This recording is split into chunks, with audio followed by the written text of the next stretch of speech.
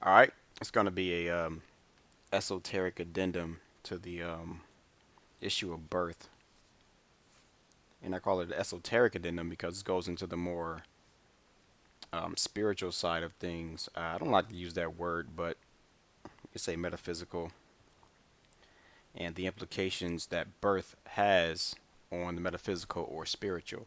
Because I know a lot of people don't understand what this is really about. In this conscious age of information, we hear a lot about enlightenment, and so I just want to go over the point of what is enlightenment.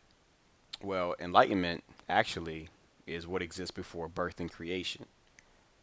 Birth and creation is non-enlightenment. So I know a lot of people see enlightenment as the culmination of life, but it's actually the reversal of life, because enlightenment is what is before creation, birth, form, and basically the contraction into mind body. And for people who try to get into meditation and enlightenment studies or all the chakra science, it's really about the mentality you have as far as how far you get. So I want to read something. This from the Six Dharma Gates to the Sublime. This is a book you can get off Amazon. And this guy is basically discussing the issues or the challenges he's seeing with introducing meditation to the West. He says it seems more to the norm than the expectation that the Western Buddhists are often more predisposed to the use of meditation practice as a means to pleasurably adapt to karma bound worldly existence than to use it as a means to transcend domination by mundane priorities. What he's saying is, it's like I mentioned in another video. We think meditation is just like a stress relief tool, or even at best, we think it's just a way to glorify the ego. We get obsessed with the poses, and even people who get into yoga, the stretches in yoga, they don't understand the purpose of yoga. All those stretches is just, it's preliminary work to help open up these energy channels, the nadis or whatever. So that's the purpose of yoga is not yoga itself, but of course the mundane people are going to do that. But see how he's saying it's not just to adapt to karma bound worldly existence. Um, the greater aims of Buddhist meditation, which indeed do go beyond the mere allaying of the angst of day to day afflictions in the present lifetimes. So, and of course, this is not, you don't have to be a Buddhist, but these guys actually have the deepest meditation techniques in the world. They're pretty much the highest, they have the highest success rate as far as gaining realization because their mentality is deep. They have a goal. Um, So again, it's not just about dealing with angst, day-to-day angst, or it's not about astral travel. There's a much deeper goal, and it's about enlightenment, which is basically the reversal of birth. This is why I went over the birth issue. And this is a quote from Cultivating the Energy of Life by Eva Wong. And it says here, at birth, we come into contact with the world. When air is inhaled through the nostrils, the primordial breath within is contaminated and the connection with the Tao is broken. See, see what they're saying? At birth, this is when you lost enlightenment. Or not you, we don't have to take it literally, but for people who can think for themselves. Try to get beyond what I'm saying and just understand what's being said here because basically birth is the nullification of enlightenment. It's non enlightenment. So when you come in contact with the air of the world, this oxygen, those of gnosis understand that oxygen is actually a spiritual suppressant. So again, Mother Nature, like I said, Mother Nature is against the Holy Spirit. They're telling you right here, the Tao, the Holy Spirit, Nirvana, whatever you want to call it, the primordial purity is contaminated when you inhale this earthly oxygen.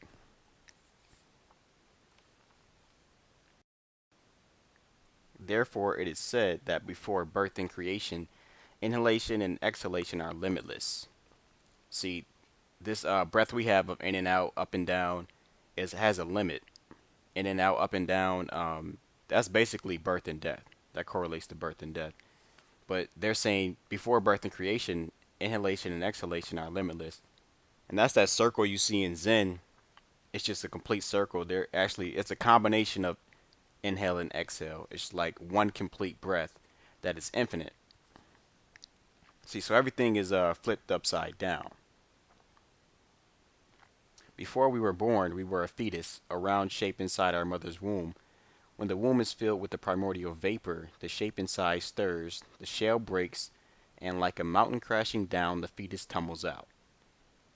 So, see, look, they're saying birth is like a mountain crashing down. They say it's like a man who's walking along a mountain and he suddenly loses his footing and just tumbles, crashes down. And the infant's first cry, original nature and life are separated. See, original nature is nature, not this nature, original nature, which is you can't see it, you can't hear it because it's limitless. Anything of the senses is limited, and they call us the senses defilements. This is what defiles the pure original nature, which is beyond the world.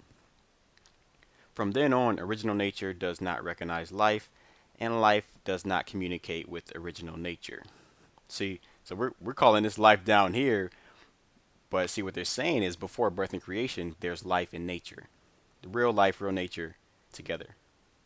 So with this process, thus we go from infancy to youth, from youth to old age and death. And everybody knows that, of course, is what we call life. But like I said, these guys look at it as birth and death. There's a saying, one of the sages said, they accept birth and death with sweetness in their hearts, and this is enough to make the sage cringe. Because that's what they look at it. They have enough compassion to see, like, they know this this can be stopped. Um, and they're wise enough to know there's no obligation to continue this path. Will it continue? Better believe it. But I'm just pointing this out to people who really want to get to a. This is the highest truth you're going to come across, um, from what I see out here. And here's a quote from Taoist Yoga, Alchemy and Immortality by Charles Luke. And he's referring to mentions of the prenatal in the text. Prenatal, of course, is before birth, pre-birth. So it says in the text, prenatal denotes the positive or spiritual nature originally existing before birth, and postnatal means its negative or corrupt counterpart, which follows the ordinary way of material life after birth. See, they're making a distinction. Like I said, this is the abyss of birth. Life is before birth. That's what's implied. The former, prenatal, being real and permanent, whereas the latter, postnatal, is illusory and transient. So, like I said, everything's flipped upside down. This is death, basically. This is why the Egyptians call this the land of the dead. Before birth and creation is life, because life knows no death or birth. It's called birthlessness. Again, this is for the people who really want to get into real practice, real consciousness studies, real spirituality. This is what these guys are talking about, and this is their mentality. This is why they pretty much forsake a lot of the world. Just letting you know, this is the mentality of someone who's of these some of these guys you see, or even a lot of these sages we hear about. I know a lot of people pass around quotes. I see a lot on social media from people into these studies, but we need to understand what their mentality is. You know, they're not just sitting in the whatever the temple, whatever. Just I am form is formlessness. uh, I am originally enlightened. Like we just it's like drugs, man. It's the human ego will snare you on stuff like that. But it's like, what do they? How do they really see life and birth? Well, this is how they see it. And this is from the Inner Teachings of Taoism, translated by Thomas Cleary. He's talking about the process of reversal. Like I said, it's about the reversal of the natural process. Nature is non-enlightenment. Reversal of nature is enlightenment. That's the key. That's the point. That's why it's called the abyss of birth. Everyone in the world knows the path of going along, but not the path of reverse operation. What is going along? It means going along with the natural process. What is reversal? It means reversal of natural process. Going along with the natural process gives birth to humans and other beings. The cycle of birth, aging, sickness, and death never ceasing. See, they're all about reversing this process. Like I said, they don't accept it, or the mentality, they look down on this mentality that accepts this. That's why they refer to a lot of most common people as just fools, like because, like I said, life is not good because life is not even life. Like I said, this is a land of dead. These people don't know what they're doing. Reversing the natural process produces enlightened adepts who are neither born nor perish, having a lifespan equal to that of the universe. So he just mentioned, this whole process of cultivation, spiritual cultivation that I always talk about, it produces enlightened adepts, and anyone can do it. Like anybody can do it, long as you can breathe, you can do it. Ordinarily, after people are born, as they grow up, they become imbued with temporal conditioning. Inwardly, emotions and desires distract them from reality, while outwardly, objects and events tax their bodies. They take the false to be real, take the aberrant to be correct, take misery for pleasure. See, he says emotions, desires distract them from reality because it's a given that this is a illusion, illusory world. It's a dense, crude illusion, but it's still illusory because it's never in a permanent state. It's always in a state of flux. It's like it's like a sandcastle. It's like trying to hold on to water. That's what we all do when we hold on to things and people. It's like a fistful of water. How can you say it is or it's real if it's always in a state of flux? People of great wisdom reverse the operation of the natural process. So again, it's about reversing nature because she's not your mother. So you have to reverse it. And this is from Cultivating Stillness, another book by Eva Wong. And this is about the human mind, this chapter on the human mind. Humans are created from the descent of heavenly breath and the ascent of earthly vapor. The earthly vapor is considered an impurity. The spirit is the original nature in us. When humans contact earthly air, knowledge emerges in them. Opposed to knowledge is the spirit. So again, they're talking about this earthly air. And this is in the Bible too. It says the prince of the air, the powers of the air. That's what they're talking about. All this stuff correlates when you really get into this stuff. It all makes sense.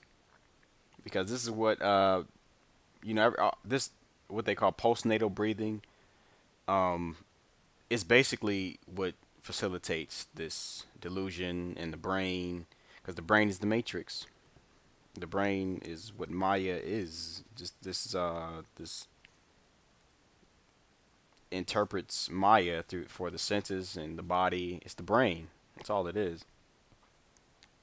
When the 10 months of pregnancy are over, the infant utters a cry and falls to the ground. Here the spirit descends from Wu Chi. Wu Chi is like the Tao, the primal purity, the Holy Spirit, the fullness, the pleroma. It descends from Wu Chi into the flesh and blood of the infant. Simultaneously with the first breath, knowledge enters the infant's body to dwell with the spirit in the mind. From then on, knowledge takes control of the human being and the spirit loses its place. See, we praise knowledge here, worldly knowledge, but when you really get into it, like even Lao Tzu said, as you learn the way, you decrease in knowledge day by day. Because even ultimately, when you really want to get into meditation, spirituality, whatever you want to call it, knowledge is going to be a distraction. And it says, even if you live to 100, life is still a dream. So it goes on to say that the mind of Tao is your true father and mother. So this is what this is about, finding your true father and mother before birth and creation.